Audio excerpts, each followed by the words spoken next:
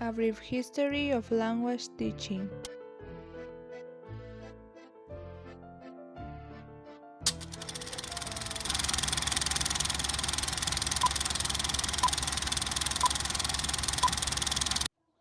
500 years ago, Latin was the most widely studied foreign language.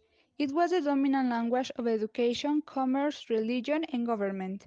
In the 16th century, French, Italian, and English gained in importance as a result of political changes in Europe, and Latin gradually became displaced as a language of spoken and written communication.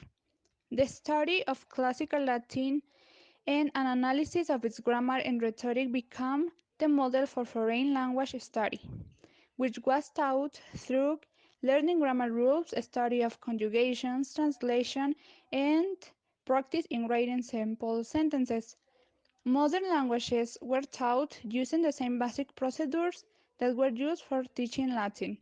The approach became known as the grammar translation method. The grammar translation method was known in the United States as the Prussian method.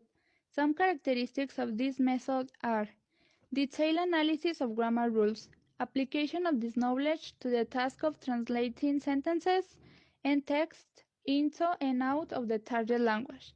Reading and writing are the major focus.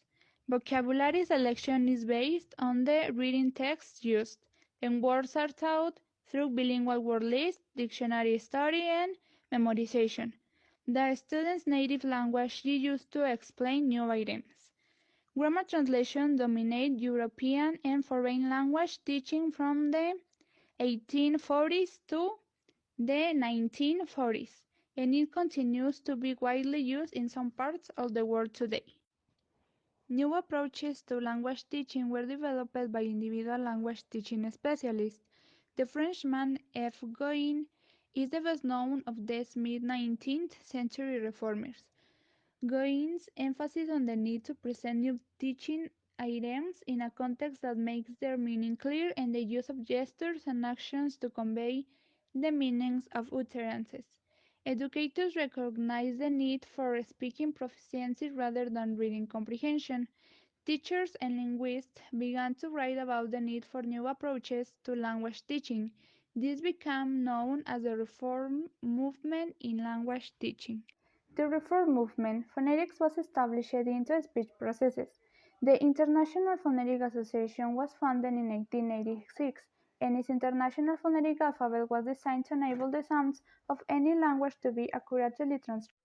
Reformers believed that spoken language is primary. The finding of phonetics should be applied to teaching and to teaching training.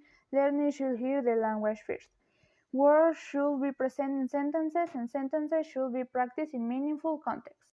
The rules of grammar should be taught only after the students have practiced the grammar points in context. Translation should be avoided. The native language could be used in order to explain new words or to check comprehension. In his language school in Boston in the late 1860s, Elsa Venier used a method which became referred to as the natural method. These natural language learning principles provide the foundation for what came to be known as the direct method. Speaking began with systematic attention to pronunciation. Known words could be used to teach new vocabulary using mime, demonstration, and pictures. The direct method was difficult to implement in public secondary school education. It required teachers who were native speakers or who had native-like fluency in the foreign language. The direct method is named direct because meaning should be connected directly with the target language without translation into the native language. It marked the beginning of the method's era.